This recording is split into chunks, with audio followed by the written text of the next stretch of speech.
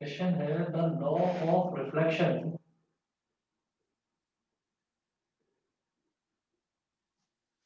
ये जो case study वाले क्वेश्चंस होते हैं इसमें आपको क्या करेंगे, वो कोई ना कोई प्रैक्टिकल कंडीशन देंगे और उस प्रैक्टिकल कंडीशन को आपको अप्लाई करना होगा।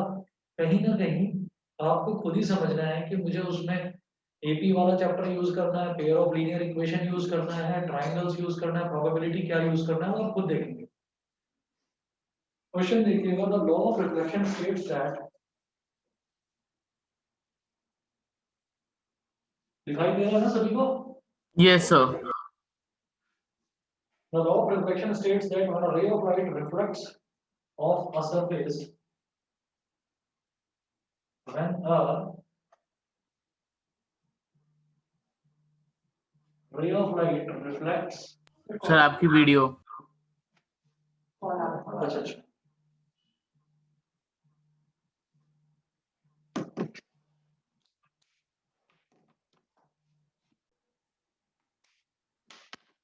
the law of reflection states that when a ray of light reflects off a surface, O double F, off a surface,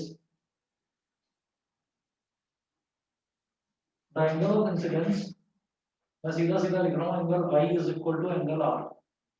question में पूरा दे रखा है, angle of incidence is equal to the angle of reflection, ये दे रखा है। तो यहाँ पर और क्वेश्चन में ना एक डायग्राम भी इन्होंने बनाकर दे रखा है। डायग्राम में इन्होंने ऐसे दिया है कि यहाँ पर नीचे है मिरर, मिरर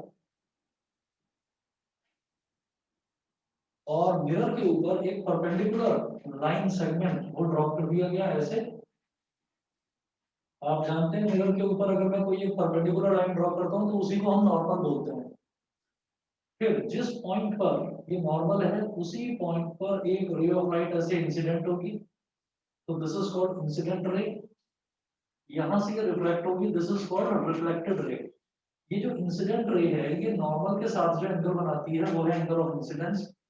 ये जो रिफ्लेक्टेड रे है ये जो नॉर्मल के साथ एंगल बनाती है ये है एंगल ऑफ रिफ्लेक्शन। तो रूल ये कहता है कि angle of incidence is equal to angle of reflection. तो केस स्टडी में सबसे पहले तो वो कुछ ना कुछ आपको चीज समझाएंगे, फिर कहेंगे कि उसके बेस पर आप आगे करें क्वेश्चन। आगे क्या पूछा गया वो देखिएगा। Ramesh places a mirror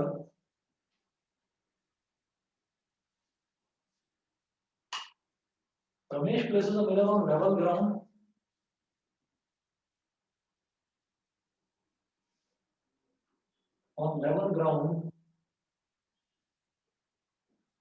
to determine the height of a pole.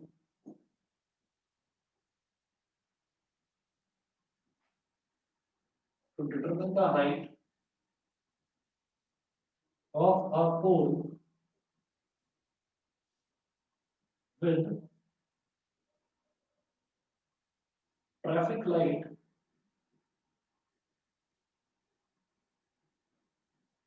fired on it.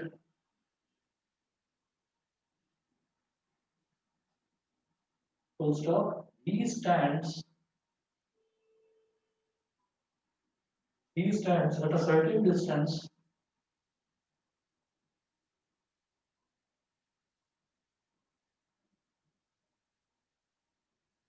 he stands at a certain distance so that he can see the top of the pole,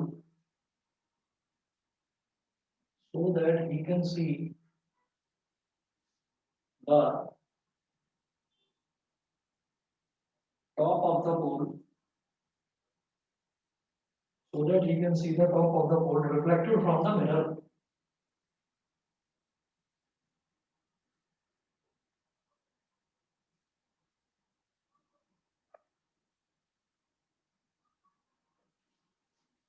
Reflected from the mirror. Full stop. Ramesh's eye level.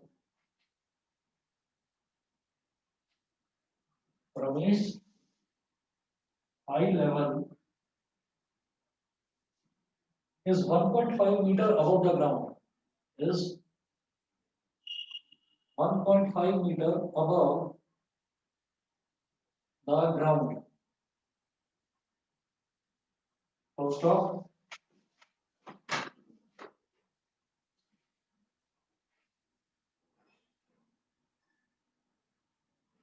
1.5 meter above the ground, the distance of Ramesh and pole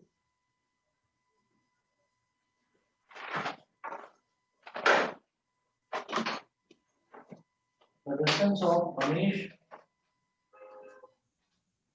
and pole from the mirror,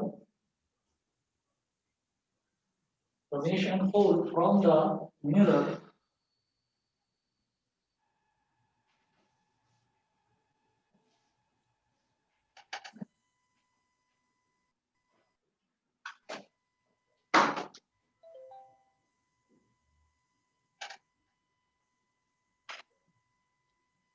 from the mirror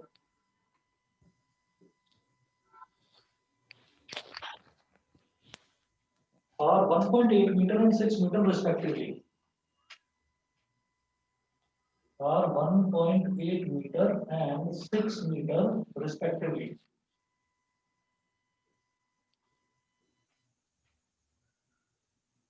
ठीक है, ये जो है ये पूरी कहानी इन्होंने दे रखी है और इस कहानी को इन्होंने एक डायग्राम के थ्रू समझा भी रखा है। वो डायग्राम मैं आपको बता देता हूँ। ज्यादातर बच्चे अगर मोबाइल फोन अगर उनके हाथ में है और वो डिफरेंट डिवाइस से अगर ऑनलाइन क्लास अटेंड कर रहे हैं तो वो तो क्वेश्चन देख सकते हैं। जो नहीं देख सकते हैं उनके लिए पूरा क्वेश्चन यहाँ लिख दिया है और इसका डायग्राम यहाँ बना देता हूँ। यहाँ पर एक पोल है और इस पोल के ऊपर एक लाइट है, ट्रैफिक लाइट लिखा है ना, traffic light fired on it. और इस पोल के इस ये पोल जो है ये इधर पोल है और इधर रमेश खड़ा हुआ है, एक लड़का है रमेश।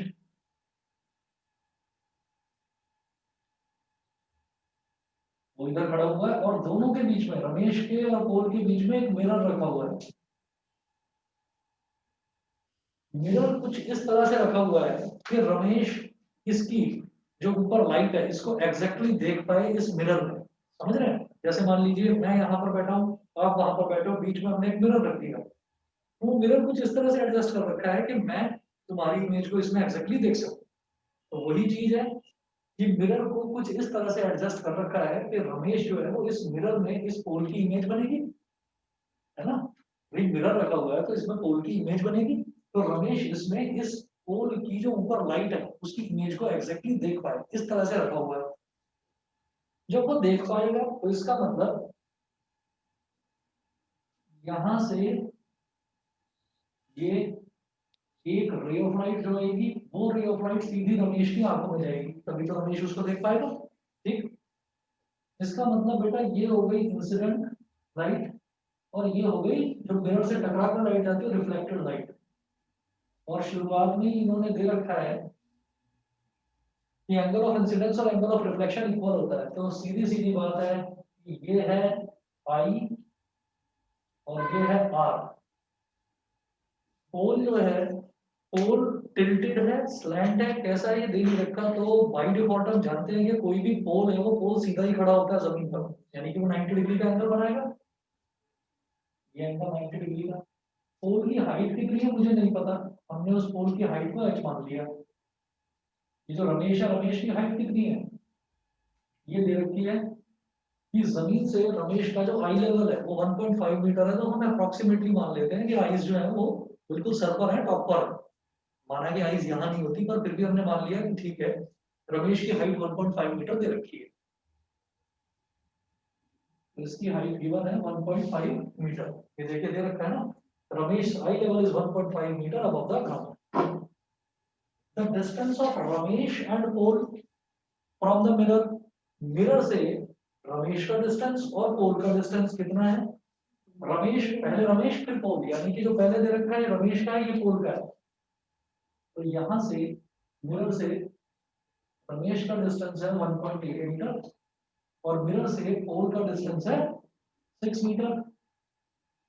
बताइए इतना तो क्लियर है ना। ये सारी चीजें दे रखी हैं उसके बाद अब पूछ क्या रहे हैं वो देखना। तो ये पूरी कहानी है। जैसे कि क्वेश्चंस आते हैं जिसमें आपको पैसेज दे रखा होता है, इंग्लिश में जो क्वेश्चंस आते हैं उस पैसेज को देखकर आपको क्वेश्चंस का आंसर बताना होता है। इसी तरह से ये केस स्टडी बेस्ड वाले जो क्वेश्चंस हैं, इस तरह से क्वेश्चन काफी लंबा होगा लेकिन आंसर जो है काफी आसान होंगे। देखना जरा, ये पूरा का पूरा यहाँ से लेकर यहाँ तक के क्वेश्चन। अब देखिएगा, अब ये पूछ रहे हैं which criteria of similarity is applicable to similar triangles. First है which criteria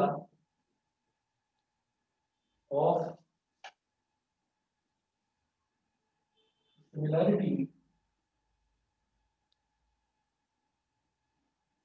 is applicable to similar triangles। इस क्वेश्चन को देखकर ही एक चीज तो समझ में आ गई कि सिमिलैरिटी वाला क्वेश्चन है, सिमिलर ट्राइंगल्स वाला क्वेश्चन है। तो इनकी ना नेमिंग कर लीजिए। यहाँ पर दो ट्राइंगल दिखाई दे रहे हैं बेटा मेरे को, एक ये ट्राइंगल और एक ये ट्राइंगल। तो इसको आप बोल दीजिए ए बी, इस पॉइंट को सी, इस पॉइंट को डी और इस पॉइंट को ई। तो A B C E B C ये दो ट्राइंगल्स हो गए। तो समझ में आता है कि एबीसी और ईडीसी दोनों ट्राइंगल सिमिलर हैं। कैसे देखिएगा, इसमें ऑप्शंस दे रखे हैं बहुत सारे। कैसे इसमें इन्होंने बोला which criteria of similarity is applicable to similar triangles, ये पूछ रहे हैं। और इसके बाद में इन्होंने ऑप्शंस दिए हैं। ए है एस एस ए, बी है ए एस ए और सी है एस एस एस और डी है डबल ए। डबल ए है ना, डबल ए। बताइए कैसे। पहला तो 90 है, बिल्कुल सही। यहाँ पर जो बन रहा है ये 90 डिग्री और ये 90 डिग्री। दूसरा बताओ। दूसरा ऑल्टरनेटिंग सर दैट वाला sir alternating angle sir I sir A वाला एंगल सिमिलर होगा सर आर से ई वाला एंगल होगा। कैसे सर? वर्टिकली अपोजिट बोल रहा है। नहीं ऑल्टरनेटिंग एंगल। देखो ऑल्टरनेट इंटीरियर आप ये कह रहे हो कि शायद ये वाली लाइन और ये वाली लाइन पैरेलल है इसलिए। नहीं सर वो वाली और वो नॉर्मल। हाँ सर जेड बन रहा है सर, तो एक एंगल इक्वल होगा ना सर बी ए सी। एंगल बी ए सी किसके इक्वल सर? आई के इक्वल। लेकिन मुझे तो इस ट्रायंगल की और इस ट्रायंगल की बात करनी है ना। इस ट्रायंगल का एंगल और इस ट्रायंगल का एंगल इक्वल होना चाहिए। तो ये आई एंगल तो ट्रायंगल से बाहर हो गया ना, नहीं समझे? जैसे ये 90 डिग्री है, ये इस ट्रायंगल में बन रहा है, ए बी सी इस ट्रायंगल के अंदर है ये एंगल। ऐसे ही ई डी और सी यहाँ पर 90 डिग्री बन रहा है। जहां पर इसका फुट है, रमेश के जो पैर है, रमेश भी तो सीधा ही खड़ा होगा। तो ये दोनों 90 डिग्री। बताइए बेहद आसान है। सबसे पहले इन्होंने ये दिया था कि आई इज इक्वल टू आर है, तो आप ये कहेंगे यहाँ पर लगेगा डबल ए, लगेगा डबल ए ही। कैसे? हम ये कहेंगे कि ये वाला एंगल आई है तो ये नॉर्मल है ना बेटा। ये एंगल कितना हो गया 90 माइनस आई, 90 माइनस आई हो गया। सिमिलरली जब ये वाला एंगल आर है तो ये वाला एंगल कितना हो गया 90 minus R. I is equal to R और I is equal to R. तो 90 माइनस आई बोलो या 90 माइनस आर बोलो, एक ही तो बात है। क्लियर? Yes sir. हाँ जी। तो हम ये कहेंगे कि in triangle ABC and triangle EBC, ABC and EDC, angle ABC is equal to angle EBC। बेटा डायग्राम कुछ कॉम्प्लिकेटेड तो नहीं लग रहा ना, समझ में आ रहा है ना सभी को? Yes sir. Yes sir. Rudransh clear है? Yes sir. देवशी समझ रहे हो? Yes sir. ठीक है जी। Angle ACB। Excuse me sir. हाँ जी बताइए। सर जो हमें एंगल EDC है वो 90 दे रखा है क्वेश्चन में। देखो 90 दे नहीं रखा है, लेकिन कोई भी आदमी अगर खड़ा होगा तो वो सीधा ही खड़ा होता है। तो जब हम स्ट्रेट खड़े होते हैं तो हम ग्राउंड के साथ 90 डिग्री तो बना रहे हैं एंगल। Okay sir. और सर जो हमारी वो लाइंस हैं AB और ED, इनको हम पैरेलल मान के चलेंगे। AB और ED हाँ जी सर। पैरेलल, बिल्कुल भाई। देखो जब ये ग्राउंड के साथ 90 डिग्री बना रहा है, ये ग्राउंड के साथ 90 डिग्री बना रहा है, तो दोनों पैरेलल ही तो हो गए। Okay sir.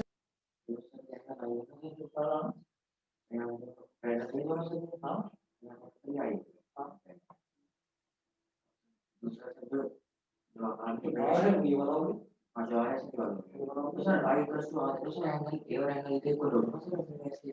अच्छा ये वाला एंगल और ये वाला, हाँ बिल्कुल सही है, बिल्कुल सही है।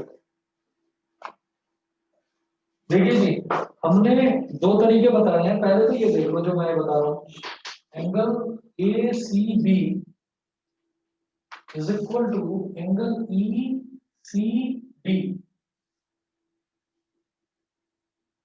Angle ACB is equal to angle ECD sorry. ये कितना हो गया, 90 माइनस आई और 90 माइनस आई और 90 माइनस आर, ये दोनों ही तो इक्वल है भाई। एक आई है तो आई से फिर इधर वाला एंगल कितना बचा, 90 माइनस आई। ये आर है तो इधर वाला एंगल कितना बचा, 90 माइनस आर। आई और आर इक्वल है, आई को 90 में से सब्ट्रैक्ट करो या आर को 90 में से सब्ट्रैक्ट करो, एक ही बात है। ठीक है, तो दो एंगल्स ये हो गए। अभी एक एंगल की और बात करते हैं, तो दो ही सफिशिएंट होते हैं हमारे लिए। हम कह देंगे भाई double A similarity criteria, by double A similarity criteria, triangle ABC is similar to triangle EDC। एक तो ये हो गया, तो इसका करेक्ट ऑप्शन है डबल ए। इतना समझ में आ गया कि नहीं, पहले ये बताइए। Yes sir. ठीक है, अब जरा एक दूसरा भी और दूसरे नजरिए से भी देखो जरा इसको। ये जो AB है और इसको आप N बोल दो, N, N is for normal, normal है ना परपेंडिकुलर, तो NC। AB और NC ये दोनों पैरेलल है, ये दोनों पैरेलल हैं, तो बेटा ये वाला एंगल आई है तो ये भी तो आई होगा, ऑल्टरनेट इंटीरियर एंगल। ठीक है, बहुत बढ़िया बताया तुमने। और ये ED है और ये MC है, तो जब ये दोनों पैरेलल हैं तो जब ये R है तो ये भी तो R होगा।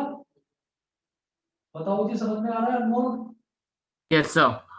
ठीक है, ऑल्टरनेट इंटीरियर एंगल, ये R है तो ये भी R होगा, और ये I है और ये R है, I और R वैसे इक्वल, तो ये वाला एंगल इज इक्वल टू ये वाला एंगल। ना ना ना, देखो डबल ए पर हम रुक जाते हैं, क्राइटेरिया का नाम तो ट्रिपल ए है, हम कह देते हैं डबल ए। अगर दो एंगल इक्वल है तो तीसरा तो ऑटोमेटिकली इक्वल होगा ही होगा, तो हम तो डबल ए बोल देते हैं। तीसरा भी इसमें इक्वल है ही, तो तीसरा वैसे भी इक्वल होता ही है। ठीक है, बताइए जी, समझ में आ गया? हमने दो एंगल लिए हैं, ये वाले और ये वाला, ऐसे ही इसको ये वाला और ये वाला, लेकिन हम इसको और इसको भी इक्वल कह सकते थे। क्यों? क्योंकि आई इस आई के इक्वल है, ये आर इस आर के इक्वल है, और आई और आर वैसे इक्वल है, तो ये एंगल इस एंगल के इक्वल है। ठीक है, बहुत बढ़िया, बिल्कुल। मैंने सोचा नहीं था इस तरह से। चलिए जी, अगला देखिएगा, सेकंड पार्ट है इसमें। ये तो फर्स्ट पार्ट था, तो फर्स्ट पार्ट का तो डबल हो गया। ठीक है, सेकंड पार्ट में देखिए क्या पूछा है। If the two triangles in the figure are similar, if the two triangles in the figure are similar,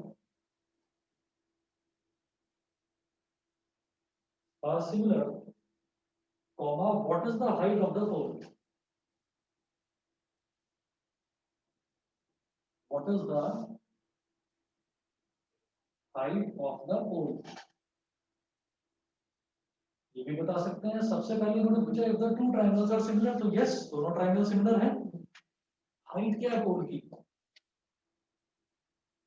हम यहाँ पर कहेंगे, इसमें कोई ऑप्शन नहीं, अच्छा हाँ ऑप्शंस दिए हैं इसमें, सॉरी ऑप्शंस हैं। देखिए, ए है 6 मीटर, बी है 8 मीटर, सी है 5 मीटर और बी है 4 मीटर।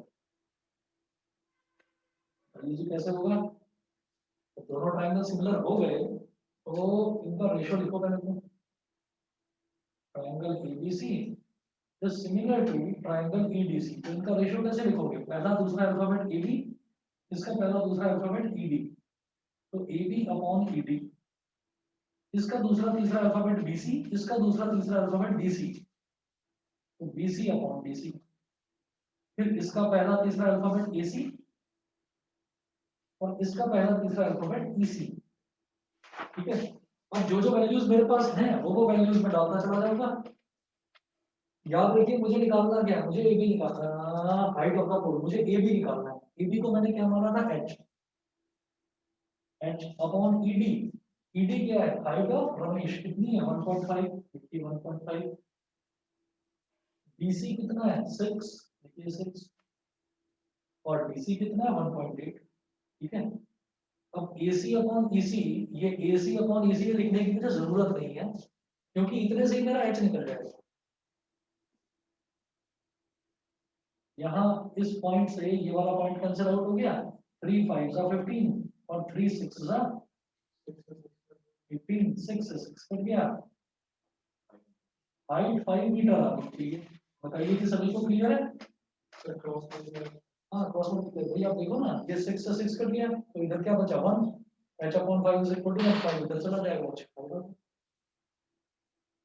अच्छा जी, उसके बाद देखिएगा थर्ड पार्ट, मैं ये मिटा रहा हूँ, क्वेश्चन तो सभी समझ गए हैं।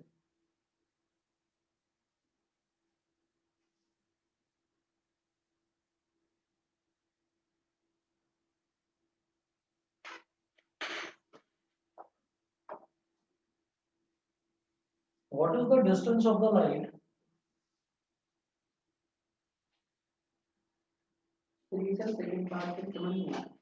हम सही बोला? हाँ, ये 5 कैसे आया? ये समझिए कि जो रेशियो लिखा है, हाँ सर, है ना? अब AB कितना है, height of pole h upon ED कितना है, हाइट ऑफ रमेश 1.5, तो h अपॉन 1.5। ठीक, फिर BC अपॉन DC, BC कितना है 6 और DC कितना है 1.8, 6 अपॉन 1.8, ये 1.5 है 1.8 है, तो पॉइंट से पॉइंट इस तरह से कट जाता है, कट गया तो 15 3 5 15, 3 6 18, तो इधर बचा, ऊपर 6 था इधर 6 आ गया, 3 6 18, so 6 का क्या h upon 5 is equal to 1, तो h is equal to 5। देखिए जी थर्ड पार्ट में है, what is the distance of the light, what is the distance of the light, what is the distance of the light fixed on the top of the pole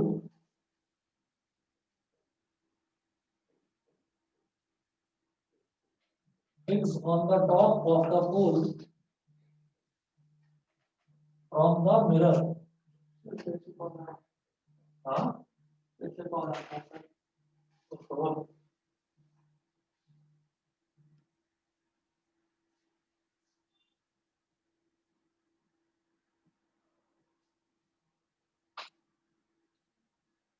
from the mirror. अब इसके options दे रखे हैं, देखिएगा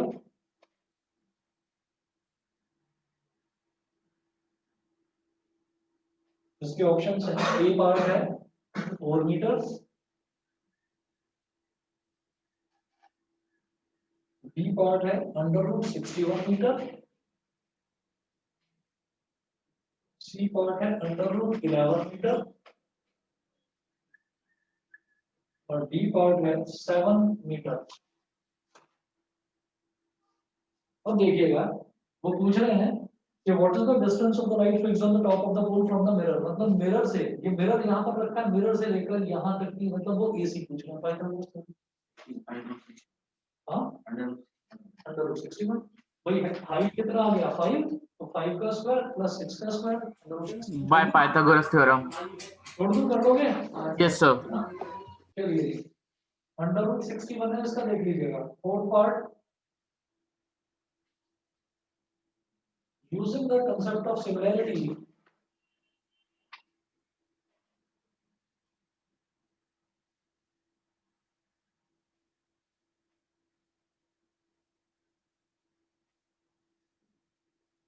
using the concept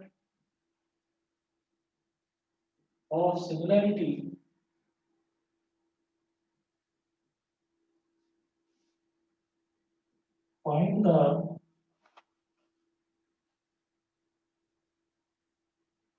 height of the tree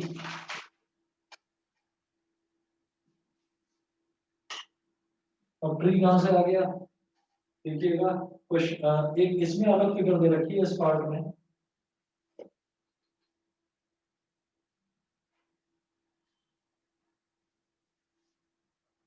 ये ground पर एक आदमी खड़ा हुआ है इधर ये आदमी है इसकी हाइट दे रखी है 5 फीट 5 फुट का आदमी है ये 90 डिग्री एंगल बनेगा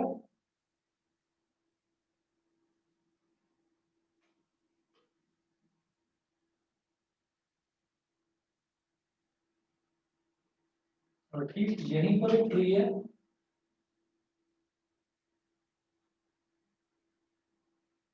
इस ट्री की हाइट है h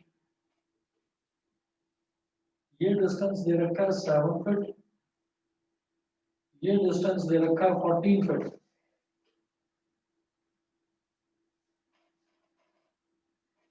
और यहाँ पर ना कुछ इस तरह से दिखा रखा है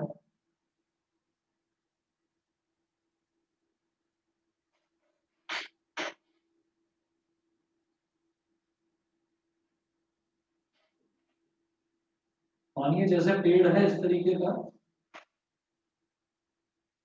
तो अब इसमें ये क्या चीज दिखा रखी है डायग्राम आप देखना जो आपको मैंने आपको व्हाट्सएप पर जो भेजे हैं ये क्वेश्चंस उसमें देखिएगा इससे आप ना एक अंदाजा लगा लेंगे कि ये क्या चीज दे रखी है ये इसकी शैडो दे रखी है जो आदमी है आदमी की शैडो यहाँ पर बन रही है जो ट्री है ट्री की शैडो यहाँ पर बन रही है तो यहाँ से जो बेस है ट्री का ट्री के बेस से ट्री के टॉप तक की जो शैडो पूरी बन रही है उसकी जो हाइट है वो 14 फीट है ठीक है मतलब ट्री जो है वो ट्री की पूरी शैडो बन रही है यहाँ पर तो उसकी जो शैडो की लेंथ है वो 14 फीट दे रखी है ये जो आदमी खड़ा हुआ है इसकी जो शैडो बन रही है उस शैडो की जो लेंथ है वो 7 फीट दे रखी है समझ में आ गया इतना ठीक है अब आप ये देखिएगा कि ये 5 फीट है ये 7 फीट है ये h है और ये 14 फीट है ये 90 डिग्री दे रखा है ठीक है तो हम ये कहेंगे कि जब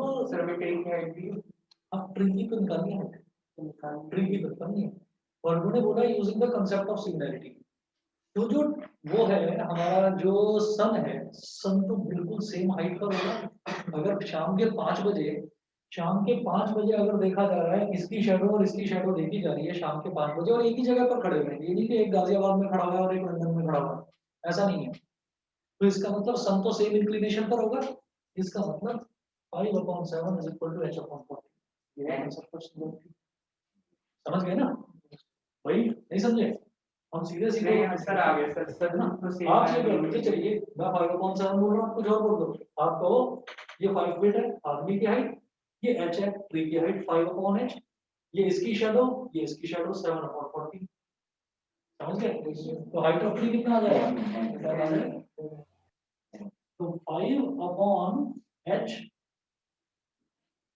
इज इक्वल टू 7/14 और ये एमसीक्यूज वाले क्वेश्चन है मैं आपको सारा कुछ समझा रहा हूँ आपको वो समझा कर दिखाने की जरूरत नहीं है एक एक नंबर का एक एक पार्ट लिखा हुआ है इसमें आप देखना 7 1 7 7 2 14 h is equal to 10 metre 10 feet sorry ठीक है तो इसमें ऑप्शन दे रखे हैं ऑप्शन बी है 7 फीट 10 फीट 12 फीट 15 फीट तो ऑप्शन नंबर बी है उसके बाद एक चीज और दे रखी है देखिएगा मैं इधर बता रहा हूँ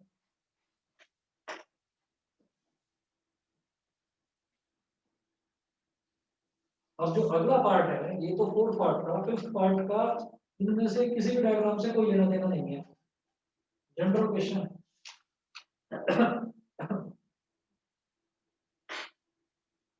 देखिए फिफ्थ पार्ट में है चूज द करेक्ट स्टेटमेंट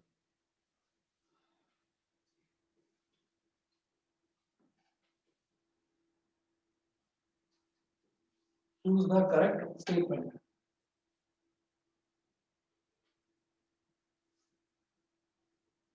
कि ऐसे ही बता देना मेरे को all similar figures are congruent ये ट्रू है या फॉल्स है? They're all similar All figures. similar figures are congruent. They're false. चलिए ये तो फॉल्स हो गया। अगर कोई भी सिमिलर फिगर है या सिमिलर ट्रायंगल भी है तो क्या वो कॉन्ग्रुएंट होते हैं? नहीं, कॉन्ग्रुएंट का मतलब जो पूरी तरह से एक ट्रायंगल दूसरे ट्रायंगल को पूरी तरह से ओवरलैप कर ले, ठीक है ना, एग्जैक्टली सेम होना चाहिए। B part, all congruent figures are similar. It's correct. ये सब समझते हैं? Yes, yes. ये सबको पता है ना कि सारे के सारे जो कॉन्ग्रुएंट है वो सिमिलर होते हैं। Yes, sir. फिर सी पार्ट है, the criteria for similarity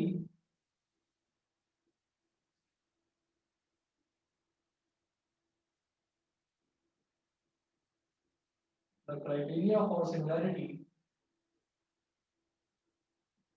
and congruency are same. Same होती है नहीं होती? फॉल्स, सेम नहीं होती, क्योंकि आप सबसे पहला क्राइटेरिया देख लो। अगर मैं डबल ए सिमिलैरिटी क्राइटेरिया की बात करता हूँ, ठीक है ना, तो डबल ए सिमिलैरिटी तो है लेकिन डबल ए कॉन्ग्रुएंसी तो नहीं होता ना। इसका मतलब ये फॉल्स है। बस एक ही पकड़ लिया हमने, बाकी को तो छोड़ दो आप। उसके बाद बी पार्ट है, similar figures have same size and shape. False. Similar figures have same size and shape. तो ये हमारा false हो गया। बताइए जी, ये वाली केस स्टडी सभी को क्लियर है? Yes, sir. चलिए जी अगला देखते हैं।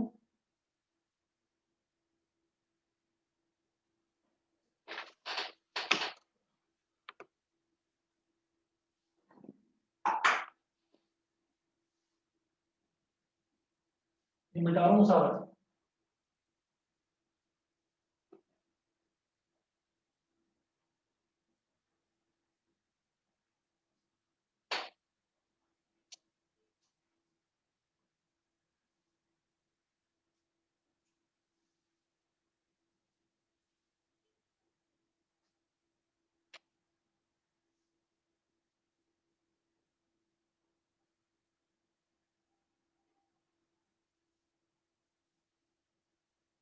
अगला देखिएगा, अगला है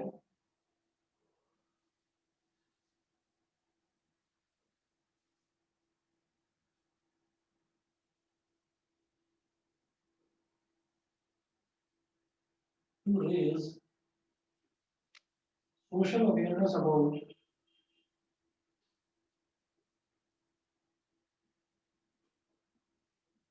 to raise social awareness about hazards of smoking.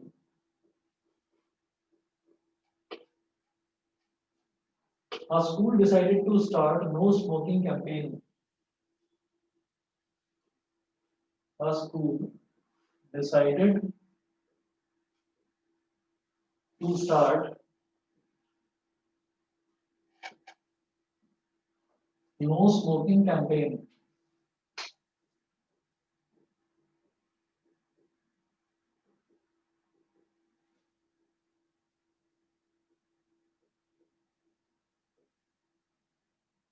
When students are asked to prepare, when students are asked to prepare campaign banners, campaign banners in the shape of triangles as shown in figure, in the shape of triangles as shown in figure.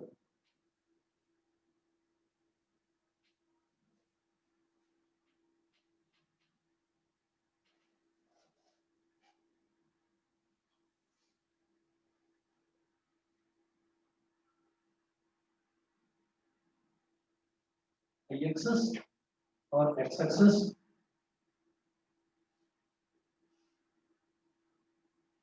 origin 1, 2, 3, 4, 5, 6.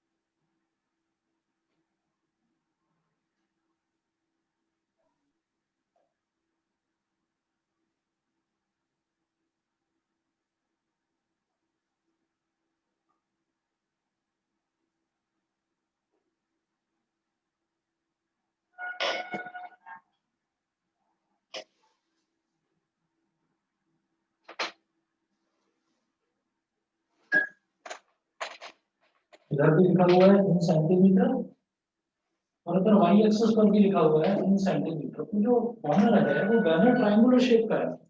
बहुत सीधी सी बात है, जब triangular shape के हम banner बनाएंगे, वो triangular shape के banner ऊपर हम लिख देंगे नो स्मोकिंग, तो ऑब्वियस सी बात है वो टेढ़े मेढ़े बैनर तो होंगे। तो सीधी बात है, यहाँ से लेकर यहाँ तक वाली लेंथ मुझे पता चल गई कितनी है, 6 सेंटीमीटर।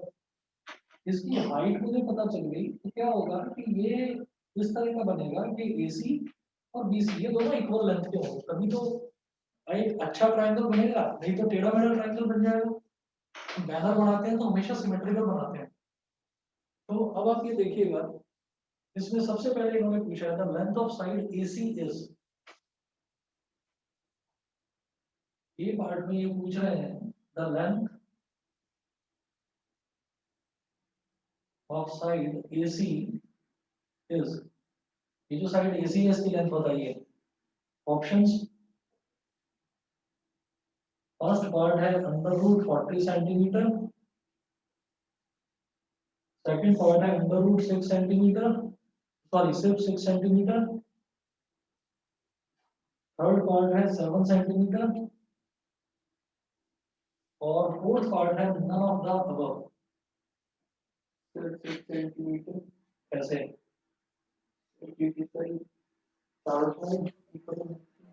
नहीं, वो तो इक्विलेटरल ट्रायंगल में हो गया ना। आप ये देखिएगा कि ये ए से लेकर बी तक लेंथ कितनी होगी बताओगे, ऐसे ही बता दो। लेंथ सेंटीमीटर नहीं देखो, 6 ए से बी तक की लेंथ कितनी होगी? 6 सेंटीमीटर A से B तक।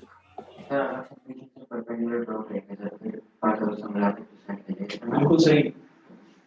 अगर मुझे AC की लेंथ निकालनी है तो मुझे बीच में परपेंडिकुलर ड्रॉ करना पड़ेगा।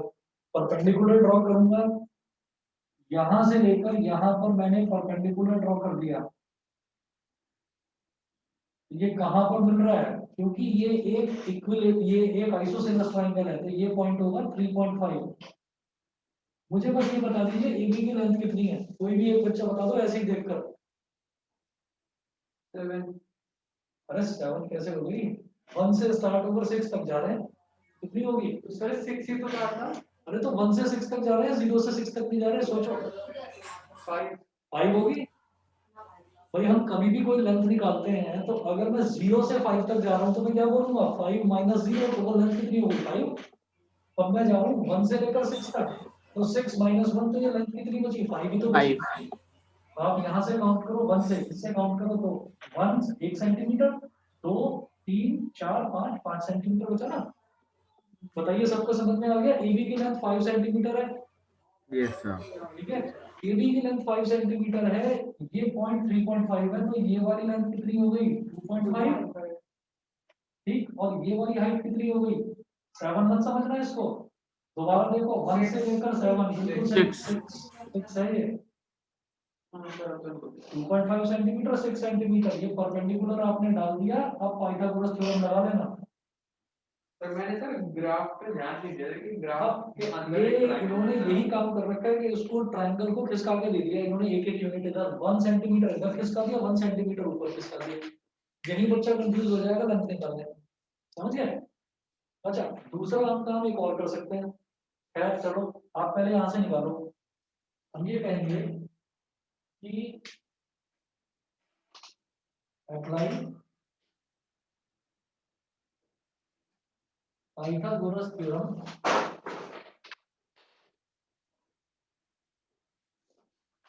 Apply Pythagoras theorem in triangle, ये सी है ना, इस पॉइंट को डी बोल दो, C D A.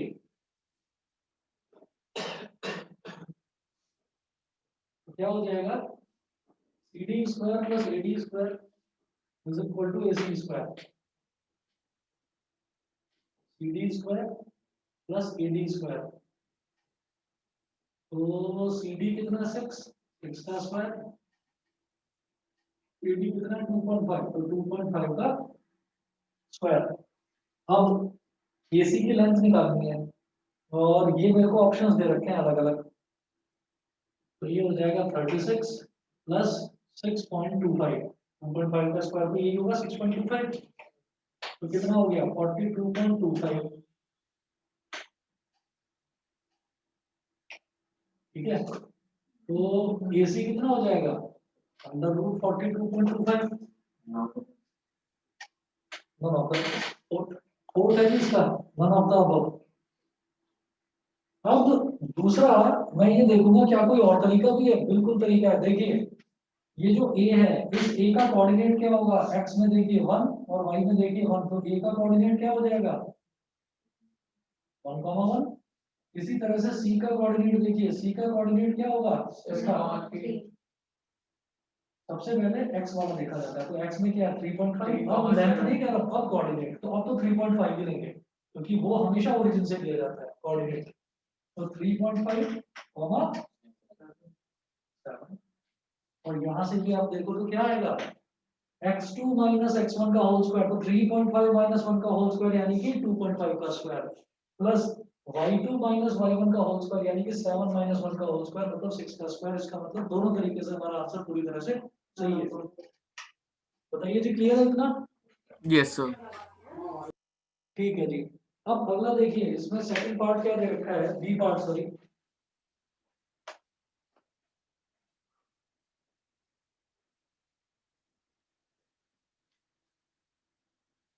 B part में ये पूछ रहे हैं द ट्रायंगल इज, और इन्होंने ऑप्शन दे रखे हैं इक्विलेटरल, आइसोसेलेस, स्केलीन और ऑब्ट्यूज। क्या बताओगे? आइसोसेलेस सेकंड पार्ट में रखा है बेटा, आइसोसेलेस तो मैं लिख नहीं रहा हूँ, आप समझ ही गए होंगे, Yes. ठीक है। अच्छा इसके बाद देखते हैं जी C part, mid point of AC is, AC का मिड पॉइंट बता दो, ए के भी कोऑर्डिनेट है सी के भी कोऑर्डिनेट है, बताओ फटाफट। ऑप्शंस दे रहा हूं मैं, फर्स्ट ऑप्शन है 2,5, सेकंड ऑप्शन है 2,4, थर्ड ऑप्शन है 3,5 और फोर्थ ऑप्शन है 3,4। मिड पॉइंट ऑफ एसी 2,4 आ रहा है, कैसे बताया 1 प्लस 3/2, सॉरी ये तो ऑप्शन से ठीक नहीं कर, मिड पॉइंट ऑफ एसी बताना है तो 1 प्लस 3.5 होगा ना, वही x1 प्लस x2 बाई 2, तो 1 प्लस 3.5 कितना होगा 4.5 अपॉन 2, 2.25, 2.25 और 1 प्लस 7 यानी कि 8। ऑप्शन गलत दे रखे हैं, मिड पॉइंट ऑफ एसी, समझ गए ना? एसी का मिड पॉइंट क्या होगा? मिड पॉइंट फॉर्मूला से निकालेंगे, है ना? तो ये कोऑर्डिनेट्स गलत दे रखे हैं, क्या आएगा सही? 2.25 कॉमा 4। बताइए, इसको कैलकुलेट करके दिखाने की जरूरत तो नहीं है, समझ गए ना? No sir. उसके बाद देखिए डी पार्ट में इन्होंने पूछा है, if there is a point capital D, ये हो गया ए पार्ट, ये बी पार्ट, ये सी पार्ट। अब बी पार्ट में देखिए क्या पूछ रहा है ये,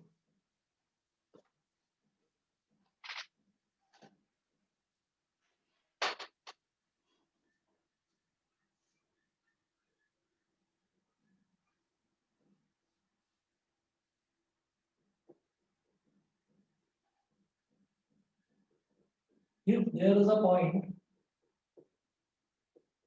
capital D on AB such that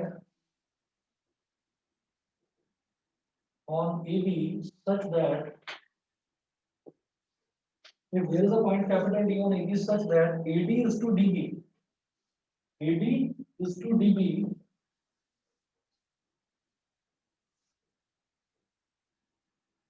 is equal to 2:3। मैंने तो डी इस पॉइंट को माना है, इन्होंने कोई और पॉइंट बता दिया 2:3। then the coordinates of D is, कैसे निकालोगे?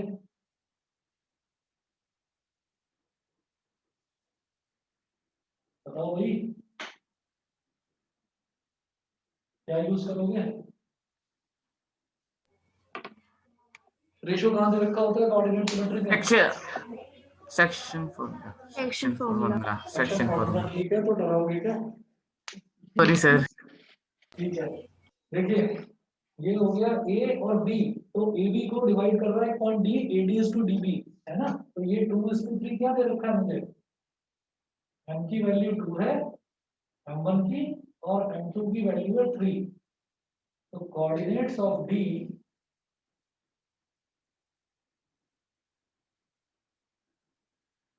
m1 x2 plus m2 x1 upon m1 plus m2 comma m1 y2 plus m2 y1 upon m1 plus m2। समझ गए? वैल्यू डालिए, आंसर निकालिए। m1 और m2 की वैल्यू 2 और 3 है। x1 x2 y1 y2 को देखो। सर एक बार सर सेक्शन फॉर्मूला बता दो। सेक्शन फॉर्मूला ये तो होता है m1 x2 plus m2 x1 formula तो। अब इसको लगाऊंगा कैसे वो देख लो, जैसे एक लाइन है ना, उसको डिवाइड करते हैं अलग अलग रेशियो ये में। सर एक बार एक्सप्लेन कर दो प्रॉपर। हाँ, मैं एक्सप्लेन करता हूँ। ये ए और बी है, इस ए और बी को एक पॉइंट डी है जो 2:3 के रेशियो में डिवाइड कर रहा है। तो ये ए से बी तक वाला रेशियो हो गया 2 और डी से बी तक वाला हो गया 3। तो m1 की वैल्यू 2 है, m2 की वैल्यू 3 है। x1 y1 क्या हो गया? a के कोऑर्डिनेट हो गए x1 y1 और b के कोऑर्डिनेट हो गए x2 y2। b के कोऑर्डिनेट क्या है? यहाँ तक क्या है बेटा? 6। भाई यहाँ तक b तक x की लेंथ कितनी है? 6। ठीक है, और b कितना ऊपर है? 1 सेंटीमीटर ऊपर है, तो 6,1। समझ गए? अब क्या करना है, ये है x1, y1, ये है x2, y2। सिर्फ वैल्यू डालनी है, आंसर निकालना है, d के कोऑर्डिनेट्स डालने हैं। ठीक है, तो m1 क्या है? m1 है 2, m1 x2 m1 into 6 यानी कि 2 into 6 plus m2 x1, m2 क्या है? 3 और x1 क्या है? 1, तो 3 into 1 upon m1 plus m2 यानी कि 2 plus 3 कॉमा m1 y2। तो m1 कितना है? 2 और y2 कितना है? 1, तो 2 into 1 plus m2 y1, m2 कितना है? 3 और y1 कितना है? 1, तो 3 into 1 upon 2 plus 3। 2 6 are 12, 3 1 are 3, 12 plus 3 15 upon 5। 2 into 1 2, 3 into 1 3, 2 plus 3 5 upon 5। 5 3 का 15, 5 1 का 5, तो 3 कॉमा। और आप लोग देखेंगे इसमें ऑप्शंस दे रखे हैं, तो ऑप्शन नंबर 3 जो है वो करेक्ट है। ऑप्शन नंबर 3 वो करेक्ट है। ठीक है, इसके बाद ई पार्ट देखिएगा। ई पार्ट में क्या पूछा है इन्होंने?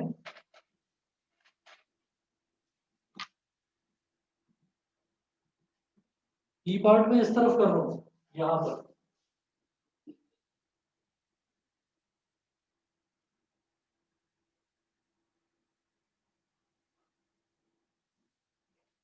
ई पार्ट में ये पूछ रहे हैं centroid of triangle ABC is, centroid का फॉर्मूला याद है? बताता हूँ। x1 plus x2 plus x3 upon 3. बिल्कुल सही। Centroid of triangle ABC is, options दे रखे हैं, देखो क्या क्या है। 3,3, सेकंड 3,4, थर्ड 5,9/2 और फोर्थ ऑप्शन दे रखा है 10/3,3। ये है। तो अब आप देखो सेंट्रॉइड होता है, ये है x1, ये जैसे a है तो इसको बोल दो x1 y1, b को बोल दो x2 y2 और c को बोल दो x3 y3। x1 plus x2 plus x3 y3 y1 plus y2 plus y3 y3। Centroid होता क्या है? जहां पर किसी भी ट्रायंगल के तीनों मीडियंस एक सिंगल पॉइंट पर इंटरसेक्ट करते हैं ट्रायंगल के बीच में, उसको सेंट्रॉइड बोलते हैं। ट्रायंगल का सेंटर। तो हम ये कहेंगे centroid of triangle ABC is equal to x1 plus x2 plus x3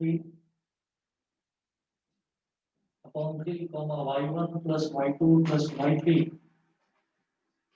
upon 3। अब x1 कितना है 1, x2 कितना है 6 और x3 कितना 3.5, तो 1 plus 6 plus 3.5, 1 plus 6 plus 3.5 upon 3, y1 plus y2 plus y3 by 3, 1 plus 1 plus 7।